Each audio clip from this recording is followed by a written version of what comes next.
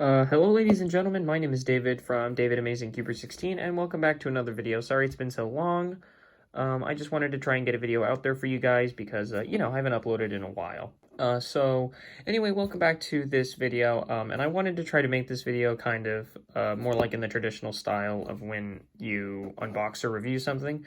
In this case, I'm not going to be doing the exact same thing as reviewing something. I'm going to be trying to teach something. Now, a lot of you guys know this term that's used a lot in cubing, which is called notation. Now, notation, in my opinion, is kind of like the moves that you see in an algorithm, which I'll try to put some of those on the screen, probably, hopefully right now or something, so you guys can see the letter combinations. And typically when you look at an algorithm, you see a bunch of different letters. And there's usually 6 different letters that are the main types that you use, which are R and L, U and D, and then F and B. Those are the most common uses, but you also have stuff like wide moves, and you also have M moves, is kind of like, and then you have some different variations that you use like I, X, and Y. But typically you're only going to be using the 6 that I mentioned at the beginning, which are R, L, U, D, F, and B.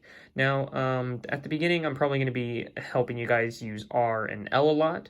And obviously, you're probably going to be wondering, well, what does that look like? If you guys have a spare cube at your home, it'll probably be a little bit easier if you have a spare cube. I'll try to put this up just a little bit. Okay, I think this will work a little better, so hopefully you can see this a little easier.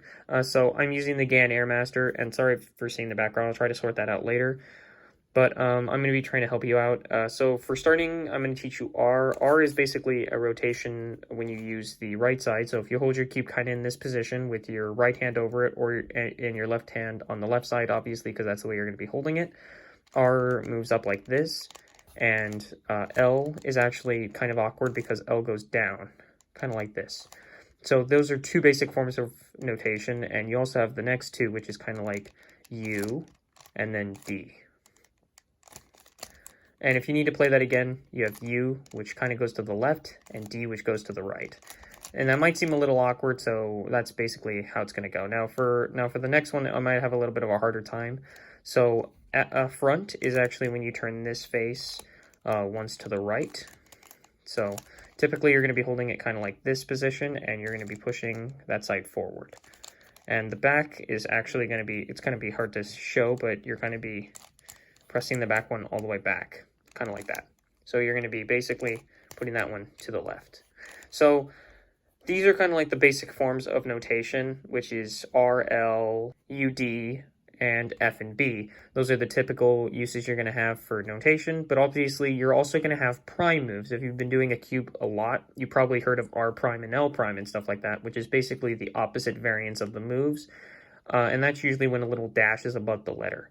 So Ri or R prime is an example of the R going down when it's on the right, and L prime is an example of when it goes up, kind of like this. And as you guessed, that's probably the same for here. So U prime actually moves like this, and D prime moves like this. So obviously they counter. And then F prime is kind of like this, and then B prime is when you turn the cube with your back finger, kind of like that. So these are basically the main 6 forms of notation that you're going to be using. And I'm going to try to help you learn the Rubik's Cube by using these forms of notation. So if I scramble the cube, it might be a little bit easier if I try to show you what notation will actually look like. So at this point, the cube's pretty much scrambled, and I guess I can try to help you do notation. Now, typically, I do cfop method. I don't really actually use full cfop. I actually use very, very basic beginner method, basically. But I do understand F2L and things like that, and typically I start with a cross. Most people start with white, and obviously in a case like this, you're going to be trying to get the edge pieces in the center. So typically with this piece, I'm going to do an R move, so I can actually put this edge piece into the center, and it'll look something like that. So, and then if you get that, you're obviously going to see there's another edge here, so that needs to be entered in. So I could do an L prime to get the edge into place like that. And then if we look around, we can see that some of these edges are a little bit like intertwined, so they don't like actually go into the piece. And that'll kind of, if you hold it in this kind of position, you're going to be doing an F prime to kind of get it into this position where you can enter it into the cross. And you can actually do like a U move to kind of put it so you can actually enter this piece in with the L prime. And then you can do a similar thing with doing an F prime to the orange piece that you had here, and then another U, and then an L prime to kind of enter in the pieces into the cross. And obviously, you know, it gets a little bit more advanced than that. So you're like, you could probably see these aren't aligned, but these are aligned. And obviously, you know, with the solved cube, all the edges are going to be aligned. So you're probably wondering, well, why is that? And that's because when solving the cross, you do need to actually put these in the correct spot. So again, you can do something like the regular L move and maybe a U move, and then another L prime, so you can enter the edge in the correct spot, and then do that U prime to line it up with the pieces again. As you can see, this one's not aligned properly, so that's why you could do something like a U2, and then do an R move, so you can actually enter it in, and then do another U move, so then you can actually align these pieces, and then you can do the R prime and align all the edges.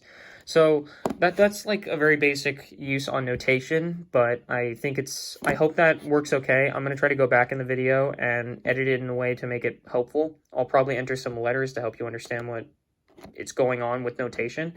But just to kind of recap of what we did, we said the basic 12 forms of notation, which is R, R prime, L, L prime, U, U prime, D, D blah, blah, blah, D prime, and then you have F, F prime, and B prime. Sorry for that echo. I wonder where that's coming from. It's probably because I'm speaking in a weird format. But those are the basic forms of notation, and I hope this video has been helpful. I'm going to try in the next video to go into a more kind of like detailed tutorial on how to actually solve the Rubik's Cube. I'm not going to be able to do it in 10 minutes like JPerm, The Legend, or Z3 Cubing, or, you know, Felix M. Diggs, or people like that can actually teach it. But I'm going to be trying to teach it in a more advanced tutorial that'll actually be kind of helpful. So yeah, I hope you enjoyed this video, and I will see you all next time. Please do like and subscribe, and of course, I'll see you later. See you next time, guys. Bye-bye!